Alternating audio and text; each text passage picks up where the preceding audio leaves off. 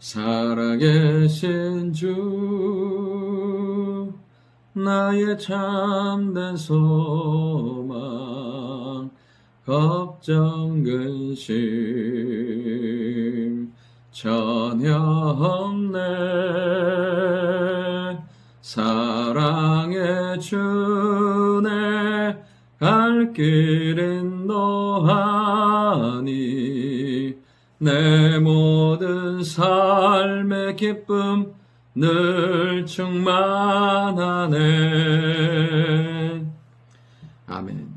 하나님 말씀 시편 52편 1절부터 53편 6절까지의 말씀입니다.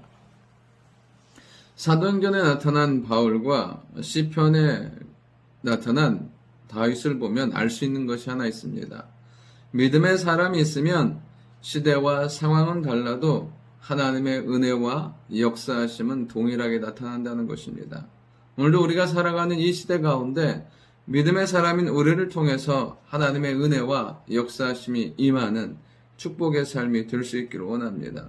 본문을 통해서 첫 번째는 악인과 그 죄는 하나님이 멸하시고 반드시 심판하신다는 것입니다. 이 시편 52편의 표제를 보면 에돔인 도액이 사울에게 이르러 다윗이 아히멜렉의 집에 왔다고 그에게 말하던 때라고 기록되어 있습니다. 사울이 다윗을 죽이려고 할 때 다윗은 도망다닙니다. 그러다가 놉당에 있는 제사장 아히멜렉에 이르러서 그들에게 있어서 성전에서 물려낸, 장막에서 물려낸 그 무교병과 골리앗의 칼을 가지고 가게 됩니다. 근데 그때 사울의 목자장 된 이 에돔 사람 도액이 있고 그 모든 것을 사울에게 고발하는 것을 보게 됩니다. 그런데 이 도액은 어떻게 하냐면 결국엔 사울의 명령에 의해서 제사장 85명과 놉당에 있는 모든 사람과 짐승을 다 죽이게 됩니다. 그러니까 이 52절은 그 전의 내용입니다. 사울에게 그렇게 말하고 사울에게 그 제사장 무리를 죽일 수 있는 전권을 받아가지고 가서 제사장과 그 놉당에 있는 모든 사람들을 멸하는 것을 보게 됩니다. 그 전에 도액이 하는 말이 무엇입니까? 그는 악한 계획을 스스로 자랑하고 혀가 심히 악을 꾀하고 그리고 선보다 악을 사랑하며 그 다음에 거짓을 사랑하는 악한 사람인 것을 보게 됩니다. 그러면서 그 속이는 말 간사한 혀로 남을 해치는 것을 좋아하게 됩니다. 여러분 어떻습니까? 이 도액의 모습이 마치 자기가 무엇을 이룰 것처럼 그리고 자기가 누군가의 그 생사 여탈권을 가진 것처럼 행하지만 결국엔 도액의 놉당에 있는 제사장들이 죽긴 해요. 그러나 이 모든 것들은 사무엘상 2장에 있는 하나님의 사람의 말씀을 통해서 너희 집에 젊은이가 없을 거라는 그 하나님의 진노의 말씀을 통해서 그 가문에 그 가정에 하나님의 심판이 행하여진 것을 보게 됩니다. 그러니까 이 도액이 악한 말로 악한 꾀로 뭔가를 이룬 것 같지만 그 역시도 결국엔 하나님의 심판의 도구에 불과했고 그도 하나님의 심판의 대상이 되는 것을 보게 됩니다. 5절에 보면 어떻습니까? 영원히 멸하시고 뿌리를 뽑아버리고 정말 그의 인생을 처참하게 다 완벽하게 심판하시고 멸하시는 것을 보게 됩니다.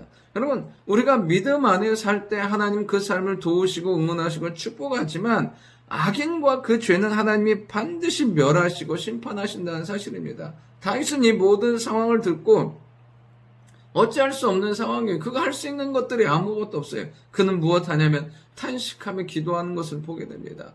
여러분 악인들이 그리고 악한 꾀가 흥할 때 우리가 할 수 있는 건 없어요. 똑같이 들어가서 진흙싸움을 할 수는 없어요. 같이 욕하고 같이 피를 흘릴 수는 없어요. 그때 우리가 해야 될 것은 무엇이냐면 하나님 앞에 탄식함으로 기도할 때 하나님은 그 모든 악을 멸하시고 하나님이 믿음의 사람들을 든든히 세워가실 줄 믿습니다.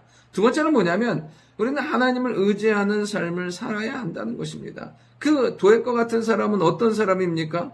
7절에 보면 이 사람은 하나님을 자기 힘으로 삼지 아니하고 오직 자기 재물의 풍부함을 의지하며 자기 악을 스스로 든든하게 하는 자, 결국엔 망하는 자라는 거예요. 그런데 8절에 보면 그러나 나는 하나님의 집에 있는 푸른 감람나무 같으며 하나님의 인자하심을 영원히 의지하리로다. 그러나 나는 네가 아무리 악하고 네가 아무리 악한 것으로 방해한다 할지라도 나는 하나님을 의지함으로 영원히 견고하게 서고 하나님 안에서 풍성한 은혜를 누리겠다는 고백을 하는 것을 보게 돼요.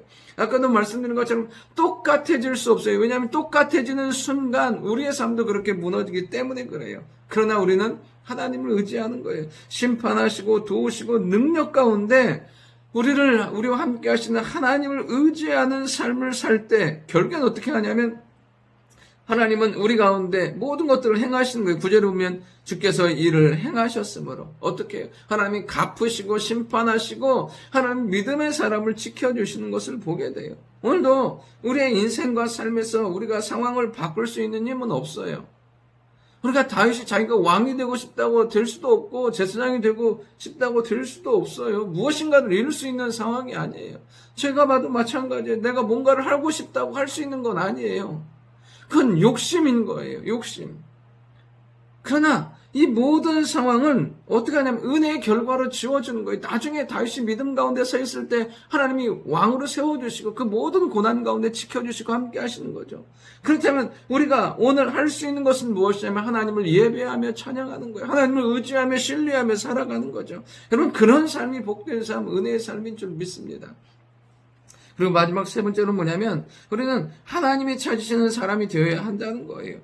53편 1절에 보면 어리석은 자는 그의 마음에 이르기를 하나님이 없다 하도다. 여러분 성경은 정확히 이렇게 말하고 있어요. 어리석은 자는 그의 마음에 이르기를 하나님이 없다 하도다. 여러분 우리가 어리석은 인생이 되지 않기 위해서 말로는 행동으로는 그렇지 않은 것 같이 살지만 우리의 마음으로 하나님의 계심을 인정하며 믿으며 사는 거예요. 그 마음의 믿음이 삶으로 드러나게 된다니까요. 22절에 보면 하나님이 하늘에서 인생을 굽어 살피사 지각이 있는 자와 하나님을 찾는 자가 있는가 보려 하신 자. 그러니까 하나님은 어떤 사람이요?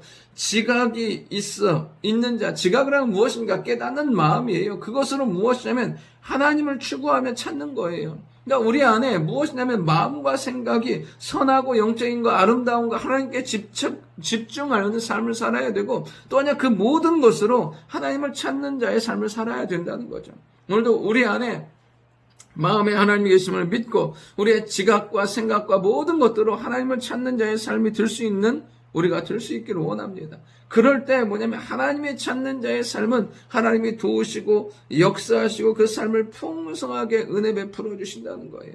여러분 하나님 보시기에 정말 연약하고 부족해요. 뭐냐면 3절에 보면 한 사람도 없다고 말해요. 그 지각과 하나님을 찾는 자가 없는 거죠. 그러나 우리의 인생과 삶이 우리의 안에 연약함과 부족함은 있다 할지라도 그 모든 것들로 하나님을 찾고 하나님을 향하여 나아갈 때 6절에 보면 시온에서 이스라엘을 구원하여 줄 자가 누구인가? 하나님이 자기 백성의 포로된 것을 돌이키실 때 야곱이 즐거워하며 이스라엘이 기뻐하리로다. 여러분 정말 무지하고 연약하고 작아요. 그러나 그 작은 것으로 하나님을 찾고 추구할 때 어떻게 해요? 하나님께서 돌이키시고 회복시키시고 즐거움과 기쁨을 주신다는 사실이에요. 오늘도 철저하게 하나님께 집중하는 삶, 하나님을 찾는 삶, 하나님 안에 거하는 축복의 삶이 될 수 있기를 원합니다. 좋으신 아버지 하나님, 항상 믿음 안에 선함과 아름다운 역사를 행하는 저희들 되게 도와주시며 하나님이 계신 것을 믿고 살아가는 저희들 되게 도와주옵소서. 푸른 감람나무 같이 하나님을 의지하며 살아가는 저희들 되게 하시고 무엇보다 하나님을 찾음으로 말미암아 하나님이 주시는 구원과 능력과 영광을 경험하는 저희들 되게 도와주옵소서. 이 하루가 그 하나님을 예배하는, 하나님을 추구하는, 하나님을 닮아가는, 하나님을 향해 나아가는 하루가 되도록 역사하여 주옵소서.